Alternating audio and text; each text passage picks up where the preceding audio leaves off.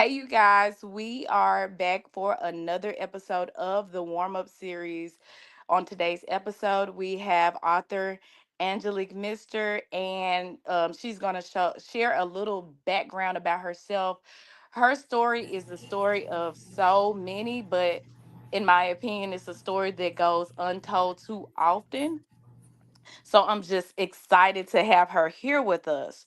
So we're going to talk about her story of, excelling in academia, excelling in, she was the athlete, she was the scholar, and then, becoming pregnant and making sacrifices for her children.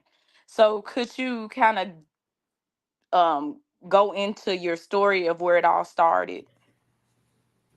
Well, as you said, and first of all, thank you, Shamika, for having me here today. I'm most gracious and appreciative. One of the things I want to say is I could say it started when I first got into this relationship with my four sons' father. We were both typical teenagers. I graduated in 1984, but I was a typical teenager. Had been an athlete, track, basketball, cheerleader, very active, very outgoing. Um, Ended up having my first child at the age of 16. Fast forward, by the time I was 20, my boy's father and I had four sons. And then the next year, I had a daughter by my daughter's father, and I married him. But ended up at home at the age of 21 on welfare and food stamps, which was not the case. At that time, I had been accepted into a nursing program. The challenges that I faced with babysitters, because back in that time there were not a lot of daycares as we have today. So I was challenged with trying to find someone to keep my kids, not have enough money to get to school. Sometimes having to miss days from school. So there are a lot of challenges that impacted my ability to finish school. So that's how I ended up out of nursing school. And then I was at home on welfare and food stamps because I had no other skill sets, no other education other than a high school diploma. So I was at home, 21, welfare and food stamps, very depressed. Okay, let's talk about your village. Like I've talked a little bit about off camera about, you just excelling in different sports, excelling in academia.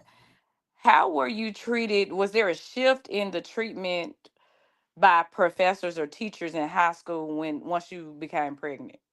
And if so, Well, how? yeah, that was a challenge because I remember one incident specifically. Because I had always been part of the National Honor Society. And the year that I was pregnant, which was my 10th grade year, I was not allowed to participate actively, well, visibly, I say it that way, not visibly. I was only permitted to work backstage and close the curtains and kind of operate from their perspective. I didn't have a very visible, active role as a participant in the National Honor Society event at school. That's the first thing that I remember where I was shunned being pregnant. And then my senior year, I was there was a nomination for homecoming queen, and I was a runner up with another young lady in my class.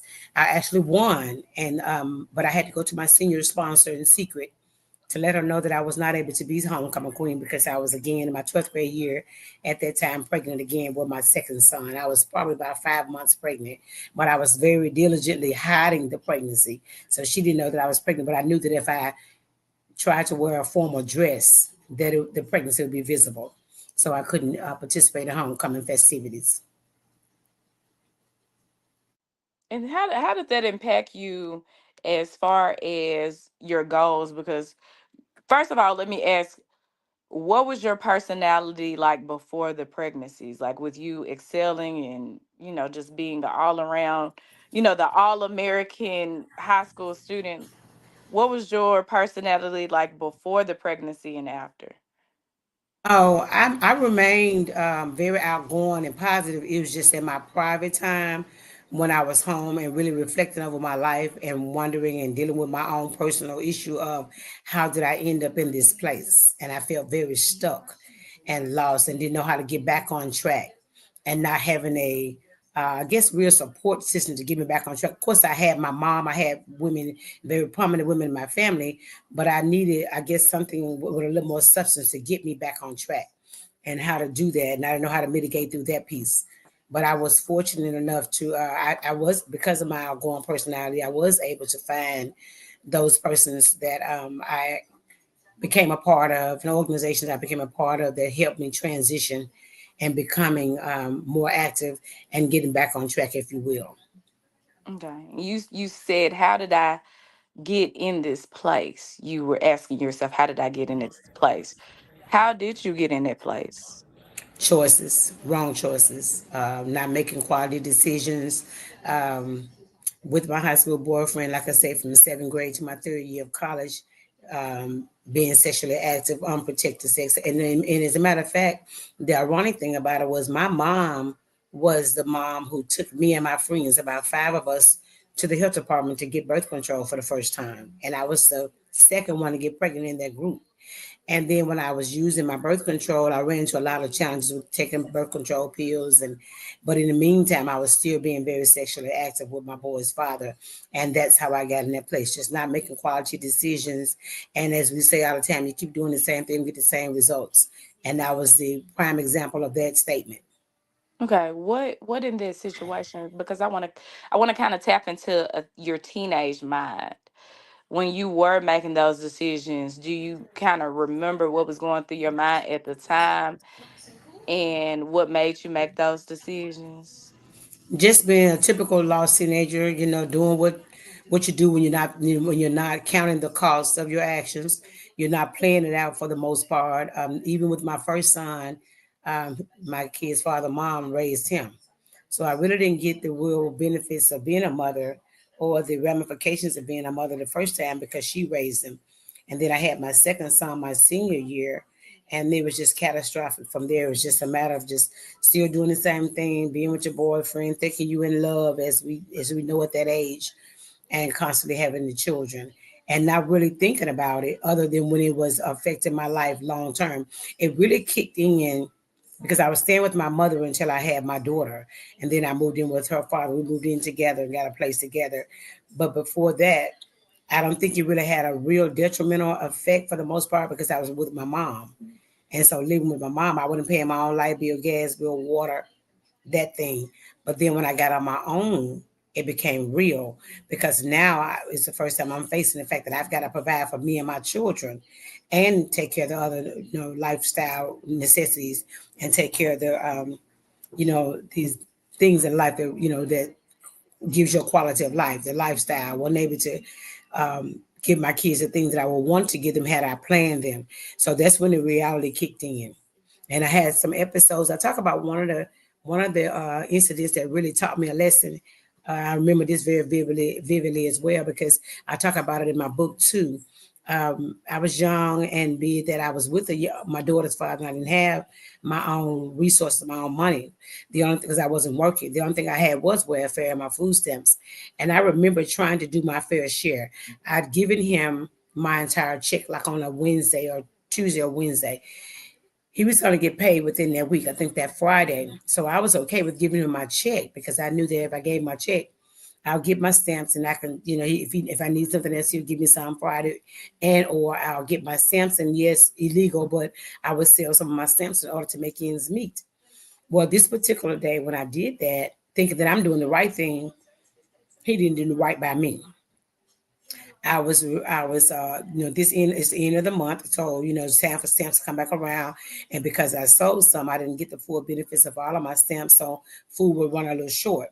Well, this was the time food was a little short, and I given my check, trying to do my fair share in the family setting, but he did not come home with his check that day, and I didn't have adequate amount of food to feed my kids. So I was scrapping on what we had left. And I remember the last thing I had first I fixed them some like small amount of rice, and I had some a small amount of ground beef, and I had some cheese, and I just sprinkled that on it and made them a little goulash to eat. Well, after that was gone, they're hungry again. He still hasn't made it home. So then I took some crackers and peanut butter, and I was digging in a jar. And I remember this octagon table that I had.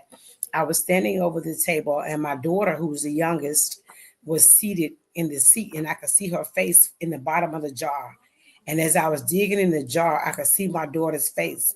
And she said, "Mom, can you get some out?" as if she was really hungry. And I was digging and crying because I'm thinking that I just gave this man all of my money. My kids are hungry, and he hasn't even thought enough to come back home to feed my kids. And that was a defining moment for me because that day I knew I needed a job and my own money.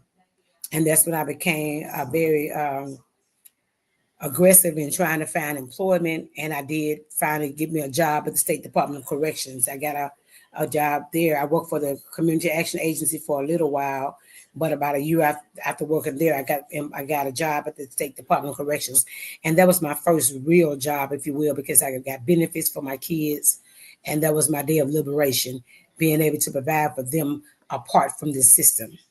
Hmm. So, teenage you versus adult you. What did love look like? Because you said, you think you're in love at that age.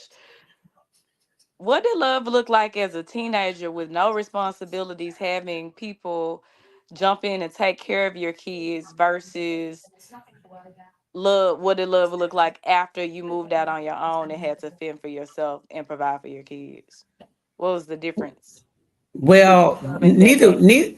neither of them, in my opinion, was love as I know it as a 58-year-old. But in the contrast of each other, the first love for me looked like a teenager would see it. We both were athletes. I was a cheerleader captain, football captain. We wore the same number in basketball. We ran track together. The team that I ran the 440 on, we won the state championship.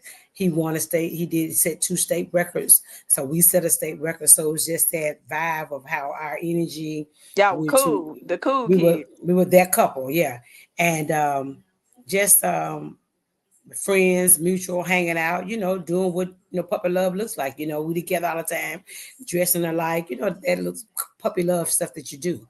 And then as an adult, the love was defined by someone providing for my kids, but I didn't feel valued in the relationship because there was a lot of condescension. There was a lot of condescending statements made all the time, basically trying to keep me down so that I wouldn't progress. And this started after I became employed.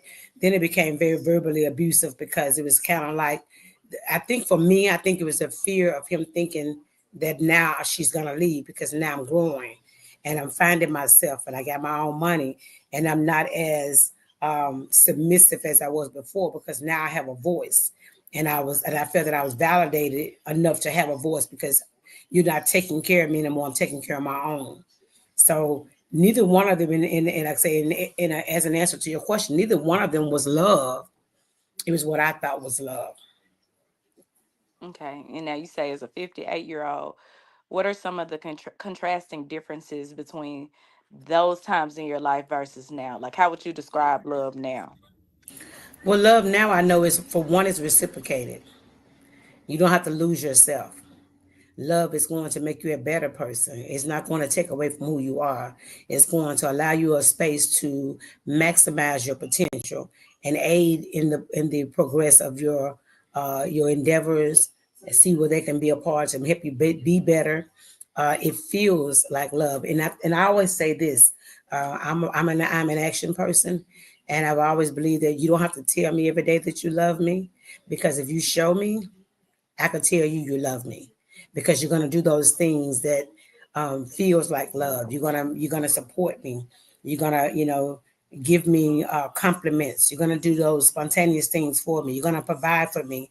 You'll be there when I need you. You're a confidant. You're a supporter. Those things. That's what love looks like at 58. It's a total reciprocation of the same thing in contrast, hearing me, listening to me, and understanding what I'm saying, and responding to what I'm saying. Not only hear me, but make the adjustments in the areas that I say that are issues based upon what you heard me say. Hmm. Okay, sacrifice, because you've made a lot of sacrifices. What sacrifices can you say that you did make for you being such a young parent for your kids? The biggest sacrifice I think I made for my kids was staying with the husbands. I was married more than once, staying with my second husband, who was a drug addict. Knowing that he was a drug addict, also very verbally abusive as well as physically abusive, depending on what the situation was. If he was trying to get to his drugs, it's been some situations where it became physical. Nevertheless, at that time, he was working. I remember I had left my job as a police officer to go to nursing school to pursue my nursing career. And I wasn't working, and things were really bad at that time. But I stayed with him because he was the sole provider for my children. He made really good money. He was a truck driver at some point in the marriage and made really good money and provided for me and my kids. His check was directly deposited into my account. So I managed the monies and I was able to do more for my children. He purchased a home for me and my children. So I stayed with him because he created a world for my children that I knew at that time I couldn't provide for them. So I stayed there. I sacrificed my abuse and my own personal peace, if you will, to give my kids a greater quality of life. Fast forward, I learned later in life after having conversations with my children that that wasn't the best thing because they endured more than I realized they had endured. And I didn't know the detriment of the things that they endured until they were adults and we had conversations because the abuse was also geared toward them as well. So, what type of abuse, if you don't mind me asking, did they have to endure from? Just verbal abuse coming in high, making them get up and go to bed, yelling all the time, slamming doors, lashing out at them when they were doing chores, just aggressively making them do the chores, and just that anger because he's mad probably because he couldn't get to his drugs, and just everything is um, tolerate is intolerable for him. So he's very agitated. So he's venting out and projecting that anger on the children or whoever was in the space. Okay, what was your breaking point? Like, what gave you the strength to finally leave? Can you recall that moment? Oh yeah, I know the day. I was at work. I was at this time. I had taken on another job as a police officer in another city, and I was at work. And my oldest son is the most humble child of all of my children. Doesn't verbalize a lot of his emotions or what have you. And he called me from work while I was at work, and he said, "Mom," he said, "you need to come home and get your husband before we hurt him." And if my son, the one I knew that was not a very vocal person, very mild mannered and meek, had become that angry enough to call me and give me a warning, and he said before we, which means that it was a joint effort, maybe something they had talked about at some point, but they had made up their minds that it was going to go down. And so that day I knew that I need to get my kids out of this situation. And that's what made me leave. And I left not even knowing for sure if I could maintain my bills without his income. But at that point, I didn't care. I just knew I had to get my kids into a better space. And that's what I did. And I was very strategic in how I planned it out. I planned it out. It was a typical night for him to go out and get high. I had my kids to get their clothes together for a week. We had all of our stuff packed. He came in high. He was in the bed asleep. I got my kids put all the things in the van. So then we get up for church that Sunday morning. We go to church as if normal, but I'd already gotten my peace bond. I'd already found a hotel that we were going to be staying in, and my oldest son could drive. So there was a Chinese restaurant across the street. So each evening he would drive the van over behind the restaurant so that he couldn't find me. Because I said if he tries to find us in a hotel, I want him to see the van. So we would park the van across the street. And me and my kids stayed in the hotel for a week, just giving him a cool down period because I had already filed for divorce. And I knew that when he got the news, he was going to react maybe violently. And I didn't want to hurt him, didn't want him to hurt me or my children. So I left very strategically. He was served the papers, and then we stayed away for a week. And until my divorce was finalized, I continued to extend my peace bond to keep him away from me. Some, I want to say, yeah, some women don't have the strength to leave, even if it's impacting their kids. So some kids are exposed to that. Some women know that. What advice would you give to a woman that may be going through a similar situation that may want to leave but's afraid, or their kids may be enduring it but they want to stay? You have to weigh it out. I mean, as I said before, I was there because I thought I was doing a benefit to my children. And although the money was a benefit, the quality of life, because I remember having two phone lines, they got a $25 allowance every week. I mean, so there were a lot of things, there were amenities of our lifestyle that were not going to be there. But I had to weigh that out versus the life of my children, the peace of me and my children. So you have to look at the bigger picture, look at the whole picture, and then like look at it for long term as well as short term. Okay, it might be a short term fix, but what are the ramifications long term? Is it really benefiting you in a positive way or a negative way? And looking at what is your why. What your why? My why was I was staying because I'm giving them a quality of life. But am I really giving them a quality of life when they're miserable and they're being abused? So really, what does a quality of life look like? So in my mind, I'm thinking I was giving them things, but I wasn't giving them peace. And so you have to look at because they had a home. They had probably what a typical woman with 5 kids wouldn't have. And those type of things. But at the end of the day, did those things outweigh my kids' peace and their emotional trauma as children that could impact them even as adults? And I'm sure it had its impact over time. So to that woman, I'd just say, look at your situation for what it is, and first and foremost, be real with yourself, because a lot of times when we know situations, we lie to ourselves. We tell ourselves what we want to believe, and we disregard or ignore the realities of the situation. So I just say, look at it for what it is and be truthful about what it is, and make the decision based on what's going to be the bigger benefit of you staying versus you leaving, and loving yourself, because it has to come down to some self love.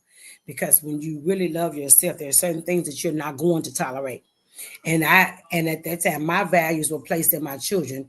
I actually loved my children more than I did myself, because I was fine even in both situations that I gave you, the one with my daughter's father and my second husband. I was fine with, I'm not going to say okay totally, but I was fine with my abuse as long as my kids were having and getting what they needed. But when it started to impact them, I knew it was time to go. And that was in both situations. The first time when I gave my check, and now you taking my money knowing it's gonna prevent me from feeding my kids. Now you're messing with my children. The second time, same thing. Now I'm in this situation. You have all the amenities of life. You have a good quality of life as it comes down to materialistic things. But when it boiled down to it, they were not happy. So, and my kids were going to be put in a situation where my children may have hurt him. He may have hurt my children. So now again, my children are in it. So I got to do what's best for them. Okay. What are And I some talk, let character? me just say this, Tamika. In the book, I talk about that, and I call my children, there's a chapter on forced discipline. And that's why I talked about my kids being my forced discipline. They were my forced discipline in so many areas of life. I always considered them first and what things would look like for them. Okay. What if you could name three characteristics that a woman, because you said you have to love yourself first. Could you name 3 to 5 characteristics of a woman who loves themselves? First of all, she doesn't compromise her values. She lives by her values, meaning that she knows clearly what her values are and she lives by them truthfully to herself as well as to others. She understands where she is in life in terms of her flaws, her the things that she needs to work on, and she's willing to work on those things to be a better self. She is not afraid to verbalize what she wants, because it's important that other people who she interacts with understands who she is and what she does value and what she wants out of life. And in terms of getting that, you have to be clear enough and not aggressively, but assertive enough to say, this is what I'm looking for, this is what I want, and this is what I'm not going to settle for. And then lastly, I think it's a matter of doing those things that keep us healthy, the lifestyle choices, those things that keep us here, because we can love ourselves but then kill ourselves at the same time. I love me, fashionably love me, but am I really doing the things that keeps me alive? I mean, because we dress up unhealthy. Mm. It looks good. I look fashionable, but am I really taking care of me? What is my stress? What are my stress factors? Do I know what they are? And am I eliminating those stress factors to keep me here? Am I making choices that will be for the betterment of me in terms of making sure that I show the love to myself that I deserve? Okay. As a woman in your 50s, now we're going to get into the advice for the women. Because a lot of people say, man, I'm getting older. You get social media bashing, women. But you've definitely been one of the people that I admire and I look up to. And I said, I'm excited to get older. So what advice would you have for those who are kind of like aging but they don't really have a zest for life? How do you keep your zest going? Self love. And I just had this conversation with a classmate of mine at my last homecoming about 2 weeks ago. And she looked really, really stressed. Very beautiful lady, but she looked stressed. There's a different way to lose weight. There's that weight loss that looks like stress loss. And she looked stressed to me. And I just asked her, I said, what's going on with you? And we were talking about it. And I gave her this very conversation because she said, girl, how do you do it? Every time I see you, you're so vibrant and energetic. You're in the gym, you're doing things, you're writing your books. And I said, well, you know what? Um, I love me. And what that looks like is that I do the things that keeps Angelique happy. I don't put my happy in the hands of other people anymore. I don't require other people to make me happy. Angelique makes Angelique happy. Now, if you want to be a part of the happiness, okay, fine. And the conversation specifically that I was giving her was to the children. I'm a mother of 5 adult children. I'm a grandmother. I'm not that grandmother who gives up her life for my grandchildren. So to sacrifice my life again, but then to have a life and deny my own life. Because when I had my kids, I kept my kids and they keep theirs. I'm a mother who um, spend times with them when I want to spend time with them and when I'm ready to spend time with them. You're not going to put the burden of your children on me. I do the things that I want to do. I'm at a place I've done. First of all, you have to be okay with knowing if you've been a mother. I was a mother, hands down. I have no regrets for being a mother because I know the sacrifice I made and I know the intent of every sacrifice, although some may not be the best, but I know that I was a good mother, even in the absence of their father. So, first of all, I'm at peace with that. So, be it that I'm at peace with that, I live with the fact that it's my time. If not now, when? It's time for me to live. I've worked hard. I've worked 2 to 3 jobs at one time to provide for them, to give them the things that they need in life to make sure that they were okay. So now it's just me. So I have a right to live my life. I have a right to pay my gym subscription, go to the gym. I have a right to travel every so often when I want to travel. I have a right to find that love in my life that makes me happy, whether they agree with it or not. I have a right to make choices that brings me my peace from day to day because it's my time. And I'm unapologetically in my own space, living my life the way that I want to live it so that I can live with me and be at peace with me. Because I'm almost 60, and like I said, if not now, when? When do you live? And I see so many women, my age, classmates, and other people that I know give up their lives for their children to have a life. You've already given up your life once. Why die twice? Mm. And this another cliche of mine is, I work to live. I don't live to work. So I live my life. I don't bother my children. I don't ask them for anything. I let them live their lives and I live mine. I'm there for support. However their support may look, be it to my children or my grandchildren, I do that. But I don't give up my life for someone else to have a life. Okay. That's a perfect answer. So, every woman, let's get into this book title and then we're going to wrap things up. Every woman needs a little Niecy. What does that mean? Well, when I think about Nisi, Nisi is that little broken girl that I was at 21, trying to find herself again in life. Life has taken its toll. I'm trying to find myself, refocus, get back on track, if you will. And the journey I talk about is the journey of those women who were a part of my life that saw me when I didn't see myself anymore.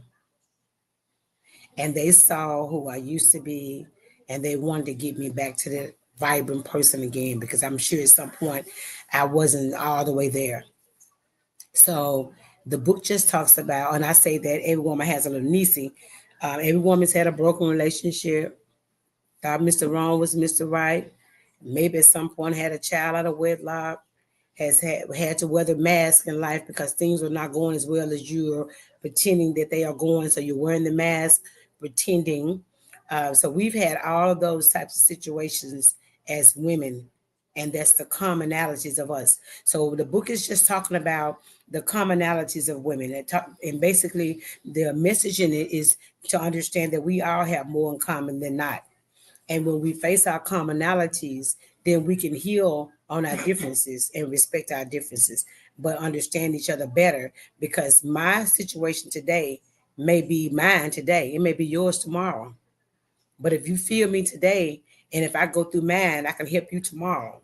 But I got to remember that I was there first and foremost, because so many times we go through things and we forget.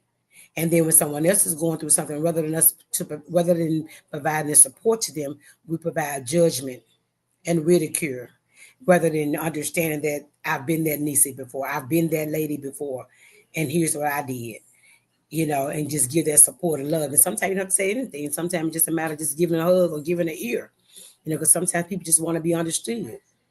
And the book just talks about that journey from restoring myself, and getting back to where I was and where I needed to be with self. And I can tell you, the day that I had another defining moment with the ladies. The lady who was the first black mayor in the city that where I was living, she was also my landlord. And she had taken me pretty much under her wing, mentoring me, and I didn't know what mentorship was, but she was always there for me. And she took me to an event with a group of ladies, and the women were the Southern.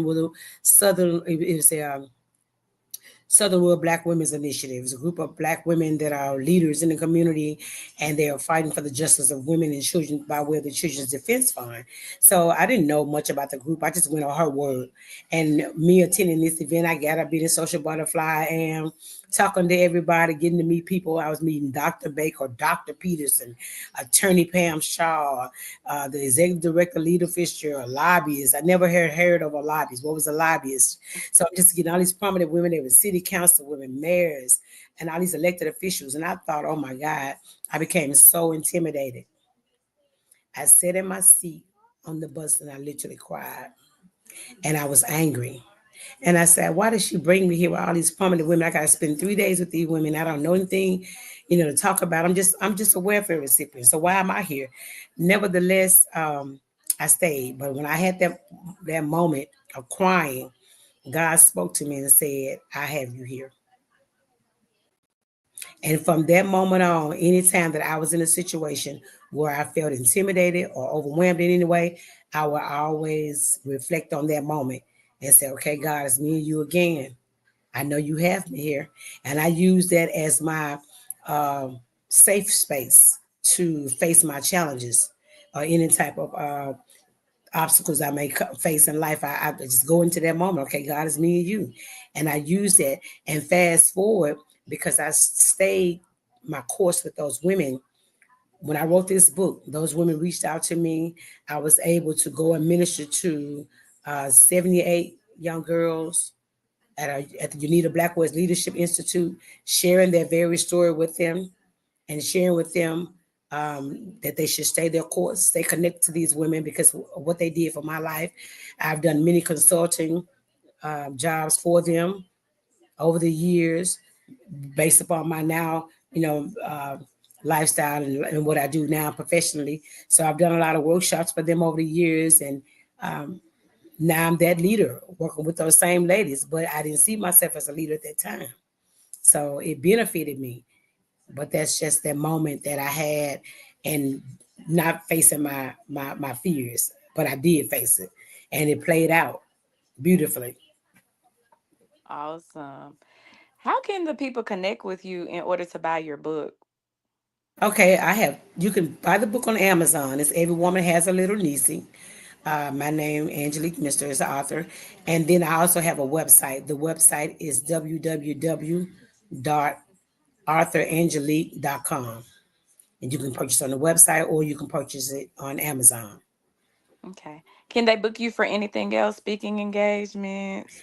Yes, booking engagements. I do conversations with Nisi, and those are my conversations that I host with women, where we create a platform to talk about the issues and talk about the book and talk about some of these issues that we as women face, and basically have these open conversations and dialogue, and kind of work through these issues together in Oh, hopes that we all can heal together. okay. Come on, healing. Come on, commute. And I think if nothing else, we're about to end the conversation. You talked about the power of community, because every woman needs a little niece or has a little niece. Am I pronouncing it right? Every woman has a little niece. Every woman has a little niece is basically saying we all go, like you said, through the same challenges, but community is how we face those challenges. So your book definitely creates community and it creates conversation, because a lot of people may think I'm the only one going through this, but it's nothing new under the sun. So thank you so much for sharing Thank you, your wisdom. Shamika. Thank you so much. Say bye.